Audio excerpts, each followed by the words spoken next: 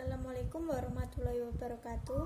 Kami di sini dari kelompok 4 ingin mempresentasikan tentang teori biaya transaksi. Dengan saya sendiri, Aisdu Novianti NIM 05, Muhammad Sandi NIM 025, Misnati NIM 035, dan Dewi Ratnasari NIM 037. Yang pertama kita bahas dulu yaitu pokok pembahasan. Yang pertama, definisi dan makna teori biaya transaksi. Yang kedua, asumsi rasionalitas terbatas dan perilaku opportunities. Yang ketiga, biaya transaksi dan efisiensi ekonomi. Yang keempat, determinan dan variabel ekonomi transaksi. Yang pertama, pengertian tentang biaya transaksi adalah salah satu alat analisis yang digunakan untuk mengukur efisiensi dalam kelembagaan. Artinya, semakin tinggi biaya transaksi yang terjadi dalam kegiatan ekonomi, maka semakin tidak efisien pula kelembagaan tersebut. Selanjutnya kita bahas tentang ekonomi kelembagaan adalah pemekaran dari teori biaya transaksi. Menurut pandangan neoklasik, menganggap bahwa pasar berjalan sempurna tanpa biaya karena pembeli memiliki informasi yang sempurna dan penjual saling berkompetisi menghasilkan harga yang rendah. Realitanya tidak terjadi demikian. Menurut Coase, inefisiensi pemikiran neoklasik ini sendiri terjadi bukan hanya struktur pasar yang tidak sempurna, tetapi hadirnya biaya transaksi secara implisit. Misalnya yaitu pada kasus monopoli, bukan hanya pasar saja yang terkonsentrasi, tetapi hal ini terjadi karena akibat monopolis yang kesulitan menentukan jumlah pembeli. Sedangkan eksternalitas terjadi karena biaya sosial produksi melebihi biaya privat produksi, sehingga perusahaan tidak mampu memberi kompensasi dari biaya tambahan tersebut. Selanjutnya, pengertian tentang biaya produksi adalah aktivitas yang menciptakan manfaat pada masa mendatang, masa sekarang, dan masa yang akan datang. Sedangkan menurut Williamson, transaksi terjadi bila barang dan jasa ditransfer melalui teknologi yang terpisah. Satu tahap aktivitas berhenti dan aktivitas lain dimulai. Selanjutnya, seperti dinyatakan oleh Kahneman, unit terakhir suatu aktivitas harus mengandung 3 prinsip, yaitu konflik, saling menguntungkan, dan ketertiban. Unit tersebut yaitu transaksi. Assalamualaikum warahmatullahi wabarakatuh. Perkenalkan, nama saya Musandi. Di sini saya dari kelompok 4 ingin mempresentasikan dari materi tentang teori biaya transaksi. Nah, di sini saya akan memaparkan mulai dari slide 7 sampai slide 10. Oke, langsung saja. Pada slide 7 ini menjelaskan bahwasannya secara ringkas, biaya transaksi adalah ongkos untuk melakukan negosiasi, mengukur, dan memaksakan pertukaran. Nah, sedangkan menurut Buru pada tahun 2002, biaya transaksi dapat dikategorikan menjadi 3 bagian. Yang pertama, di sini ada biaya pencarian informasi, yang kedua ada biaya negosiasi, yang ketiga ada biaya pengawasan. Nah, biaya pengawasan. Biaya yang pertama yakni biaya pencarian informasi. Nah, di sini semisal contohnya itu seperti ini. Kita sedang melakukan kegiatan jual beli online. Nah, di sini semisal teman-teman ini ada yang mau beli barang di Shopee lah atau aplikasi online lainnya. Nah, di situ biaya informasi atau biaya pencarian yang kita keluarkan itu adalah bentuk kuota. Nah, kuota di sini termasuk termasuk dari biaya pencarian tersebut. Nah, untuk yang kedua, biaya negosiasi dan keputusan atau eksekusi. Keputusan untuk mengeksekusi. Nah, di sini biaya yang dimaksud yakni biaya yang kita keluarkan ketika kita menawar suatu barang sehingga akan muncul sebuah keputusan. Nah, Yang ketiga ada biaya pengawasan. Nah, biaya pengawasan sendiri termasuk biaya yang nanti kita keluarkan seketika kita sedang melaksanakan atau menjalankan suatu proyek atau pekerjaan. Nah, nantinya biaya pengawasan tersebut gunanya di situ. Oke, lanjut ke slide selanjutnya. Nah, di sini agar pertukaran bisa terjadi dengan biaya transaksi yang murah.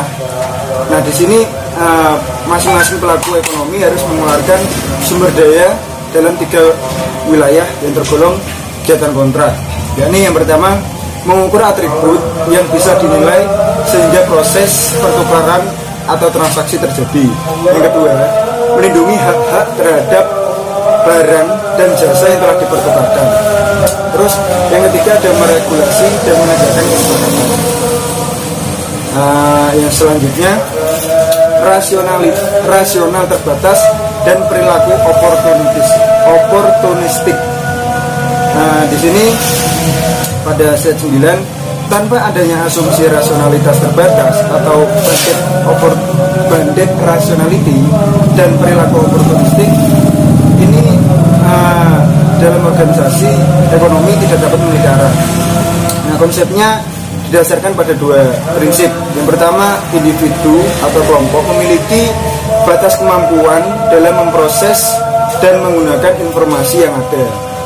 Yang kedua, tidak mungkin semua negara di dunia dan semua hubungan kausalitas yang relevan dapat diidentifikasi. Akibatnya, pelaku ekonomi menghadapi informasi yang tidak lengkap dan ketidakpastian informasi. Terus mengarah ke rasionalitas terbatas atau bandit rationality dan perilaku oportunistik. Nah, secara umum termanifestasikan dalam wujud menghindari kerugian, penyimpangan moral, penipuan dan bentuk-bentuk perilaku strategis lain untuk menjelaskan pilihan sistem kontrak dan struktur kepemilikan perusahaan. Nah, rasional terbatas merujuk pada tingkat atau batas kesanggupan individu dalam menerima, menyimpan dan mencari kembali dan memproses informasi tanpa kesalahan. Nah, di sini perilaku oportunistik ini tentang bagaimana sih kita mencari keuntungan.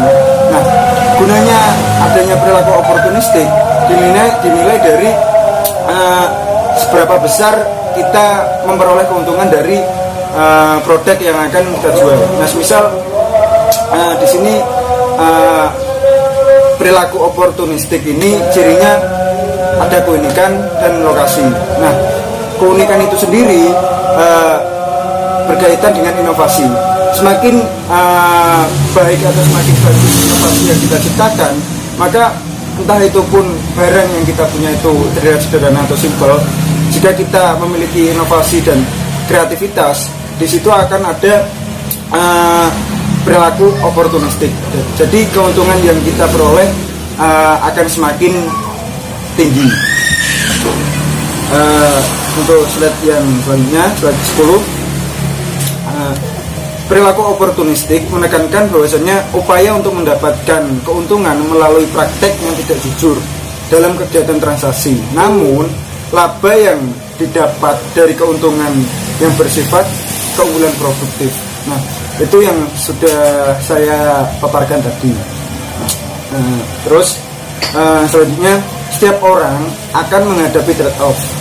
Nah, trade-off ini bergantung pada besarnya biaya transaksi dari pembuatan kontrak. Nah, bentuk-bentuk kontrak ini pun ditentukan oleh tingkat dan sifat biaya transaksi, akibatnya adanya informasi yang tidak sempurna. Baik, saya akan meneruskan penjelasan dari pemaparan yang telah dipaparkan oleh teman saya Muhammad Sandi. Di slide selanjutnya ada biaya transaksi dan efisiensi ekonomi. Di dalam biaya transaksi dan di efisiensi ekonomi ini, terdapat tokoh yang berargumen yaitu ada North berargumen bahwa biaya transaksi di negara sedang berkembang itu sangat rendah. Nah, dengan rendahnya biaya transaksi ini dapat terjadi kedekatan hubungan di dalam suatu komoditas. Nah, di dalam suatu komoditas ini terdapat struktur sosial seperti kehormatan pada orang yang lebih tua, atau orang tua ini memberikan mekanisme bagi penegakan kesepakatan dan resolusi jika terjadi konflik di antara anggota komunitas tersebut. Nah, namun agar kegiatan ekonomi itu terus berlanjut, masyarakat itu diharuskan untuk terus bertransaksi lebih luas lagi. Kenapa? Karena dengan semakin kompleks di dalam dan impersonal jaringan perdagangan akan menyebabkan biaya transaksi juga semakin besar pula. Nah, dengan tingginya tingkat biaya transaksi yang muncul ini menyebabkan perdagangan itu tidak akan terjadi dan ekonomi pun juga akan semakin stagnan.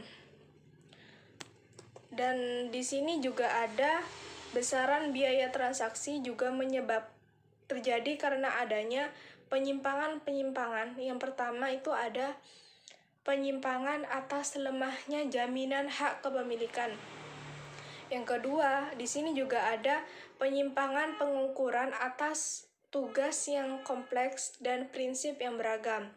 Yang ketiga, di sini juga ada penyimpangan interporal, di mana berbentuk kontrak yang timpang, responsivitas waktu yang nyata, ketersembunyian informasi yang panjang, serta penyalahgunaan strategis.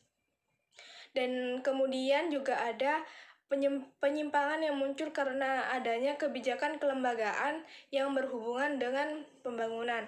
Dan yang terakhir di sini juga ada kelemahan integritas, di mana kelemahan integritas ini dirujuk oleh James Wilson sebagai sovereign transaction.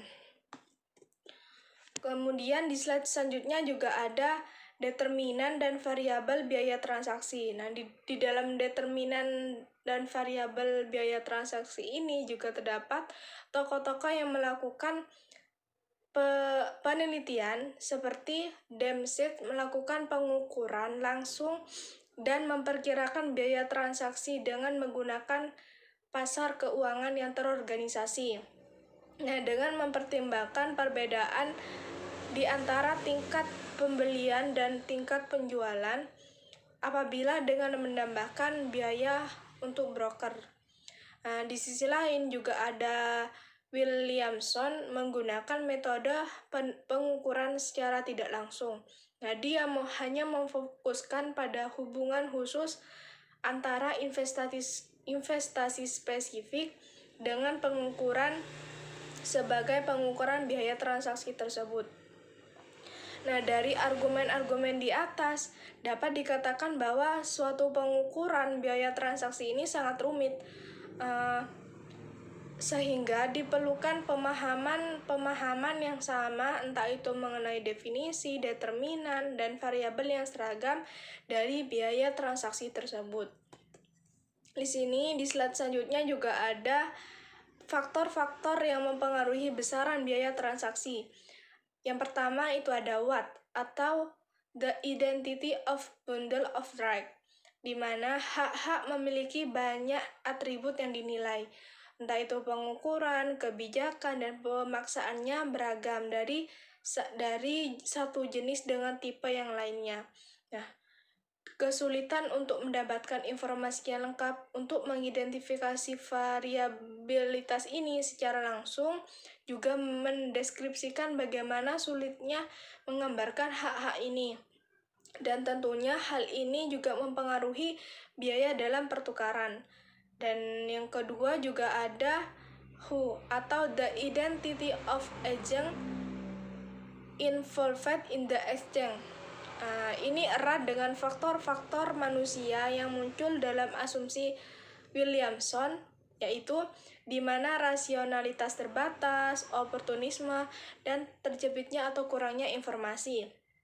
Selanjutnya di sini juga ada how atau the institution, technical and social, governing the exchange, and how the organize the exchange.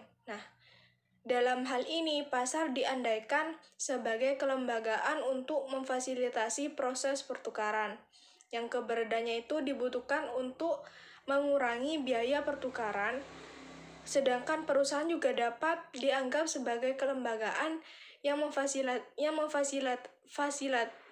memfasilitasi pertukaran yang saling menguntungkan tersebut. Selanjutnya akan dijelaskan oleh teman saya, Saudari Misnati. Selanjutnya, adapun determinan dari biaya transaksi sebagai unit analisis ini merupakan yang pertama, apa yang disebut sebagai atribut perilaku melekat pada setiap pelaku ekonomi, yaitu rasionalitas, terbatas, dan oportunisme. Yang kedua, sistem yang berkenaan dengan atribut dari transaksi, yaitu spesifitas aset, ketidakpastian, dan frekuensi. Yang ketiga, hal-hal yang berkaitan dengan struktur tata kelola kegiatan ekonomi, yaitu pasar, hibrid, hierarki, regulasi, birokrasi publik, dan sebagainya. Dan yang terakhir, faktor yang berdekatan dengan aspek lingkungan kelembagaan, yaitu hukum kepemilikan, kontrak, dan budaya. Di sini terdapat studi kasus mengenai biaya transaksi. Contohnya yaitu studi kasus yang berjudul Analisis Biaya Transaksi pada Kelembagaan Pertanian Gapoktam, penerima program Pengembang Usaha Agribisnis Pedesaan atau PUAP di Desa Raman Aji, Kecamatan Raman Utara, Kabupaten Lampung Timur. Biaya transaksi dalam studi kasus ini dibedakan menjadi 3, yaitu biaya informasi, biaya koordinasi, dan biaya pengamanan kontrak. Perhitungan biaya transaksi ini difokuskan pada kegiatan kelembagaan pertanian yang dilakukan di Desa Raman Aji, Kecamatan Raman Utara. Dalam hal ini, Gapoktan Jaya Makmur penerima program PUAT atau Pengembang Usaha Agribisnis Pedesaan. Rata-rata biaya transaksi per anggota dalam penerimaan program PUAT sebesar Rp203.235. Penyaluran dana program PUAT kepada anggota Gapoktan sebesar 500. Setelah adanya biaya transaksi, maka dana bantuan program PUAT yang diterima menjadi 296 sekian atau 59,35%. Dengan adanya biaya transaksi, maka dana program PUAP yang diperoleh anggota Gapoktan tanpa disadari tidak sesuai dengan yang dikontrak. Biaya transaksi tersebut akan mengurangi bantuan modal petani yang didapatkan dari program PUAT, sehingga petani akan terkendala dalam berusaha tani atau usaha. Biaya transaksi tersebut dibedakan menjadi 3. Yang pertama, biaya informasi yang dikeluarkan oleh anggota Gapoktan sebesar Rp38.325 atau 18,86% dari total biaya transaksi sebesar Rp203.235 tersebut. Biaya informasi masih didominasi oleh biaya pertemuan agar petani menjadi penerima program PUAT sebesar Rp20.016. Biaya pengadaan program sebesar Rp16.838 seperti mengadakan pertemuan pengurus Gapoktan dengan pihak Balai Penyuluhan Pertanian serta melakukan pelatihan pengurusan Gapoktan selama 7 hari. Dan biaya awal mula terbentuknya kelompok tani anggota Gapoktan penerima program PUAT yang menjadi paling sedikit dikeluarkannya yaitu sebesar Rp1.471. Kedua, biaya transaksi. Biaya transaksi masih didominasi oleh biaya pendapatan yang hilang sebesar Rp21.703 atau 10,68%-nya dari total biaya transaksi sebesar Rp203.235 tadi. Biaya pendapatan yang hilang dikeluarkan anggota Gapoktan yang berupa pergantian akibat dari meninggalkan pekerjaannya untuk melakukan pertemuan atau membahas tentang program PUAT, dan lainnya untuk biaya koordinasi yaitu biaya transportasi, biaya pertemuan, dan biaya komunikasi serta administrasi. Dan yang ketiga, biaya pengamanan kontrak dibagi menjadi 2, yaitu di mana biaya pengalaman kontrak didominasi oleh biaya iuran anggota sebesar 100 dan biaya gaji atau honor pengurus sebesar 1.118 rupiah. Sekian presentasi dari kelompok kami, kurang dan lebihnya kami mohon maaf. Assalamualaikum warahmatullahi wabarakatuh.